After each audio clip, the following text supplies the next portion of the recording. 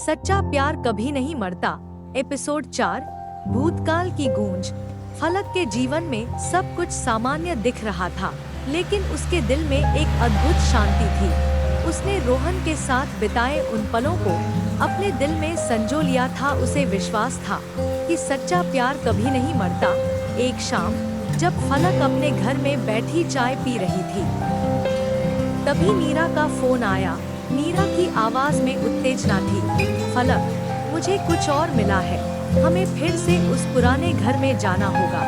फलक ने नीरा की बात सुनी और उसकी आंखों में एक चमक आई। ठीक है नीरा, मैं तैयार हूँ, हम आज ही चलते हैं। रात के अंधेरे में फलक और नीरा उस पुराने घर की ओर चले।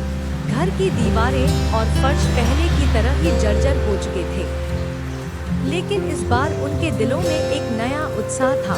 मीरा ने अपने बैग से एक पुराना नक्शा निकाला। यह नक्शा मुझे उसी बक्से में मिला था जिसे हमने पिछली बार खोला था।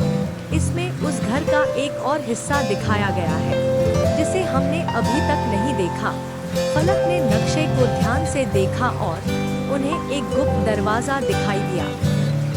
यह दरवाजा कहाँ हो सकता है? उसने मीरा से पूछा।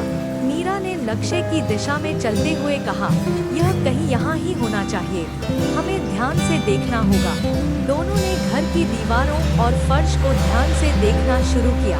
अचानक फलक की नजर एक छोटी सी खिड़की पर पड़ी। उसने खिड़की के पास जाकर देखा और उसे एक गुप्त दरवाजा दिखाई दिया। मीरा, यहाँ देखो, उसने उत्तेजना से कहा।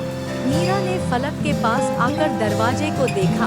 यह वही दरवाजा है, उसने कहा और दरवाजे को खोलने की कोशिश की।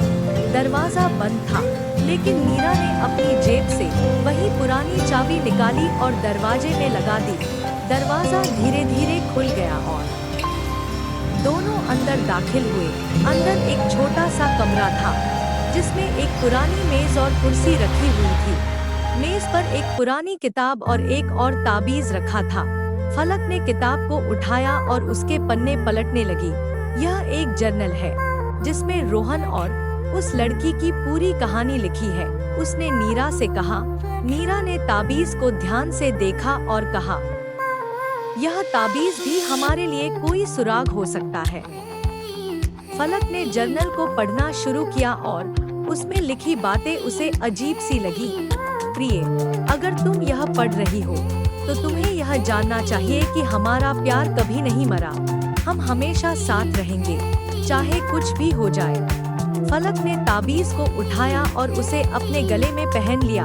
अचानक उसे एक जोरदार झटका लगा और उसकी आंखों के सामने सब कुछ धुंधला हो गया। जब उसकी आंखें खुली तो वह खुद को एक पुराने समय के महल में पाया।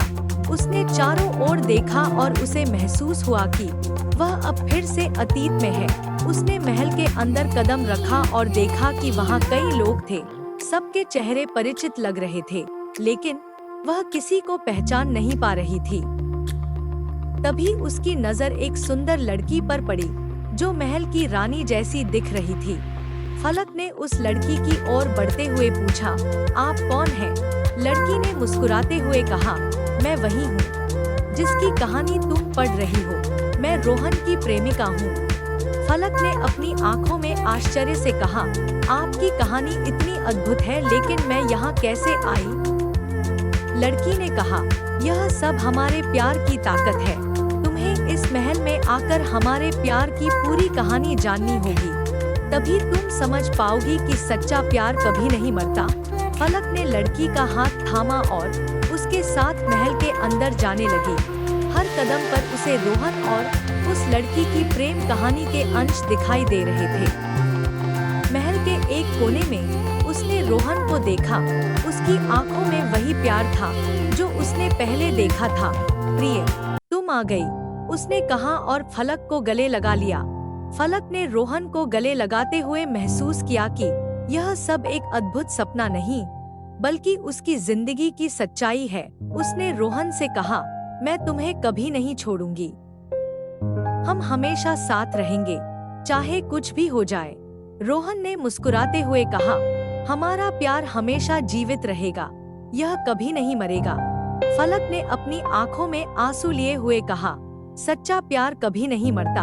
आगे की कहानी में क्या फलक इस महल के रहस्यों को और जान पाएगी? क्या उसे और भी सुराग मिलेंगे?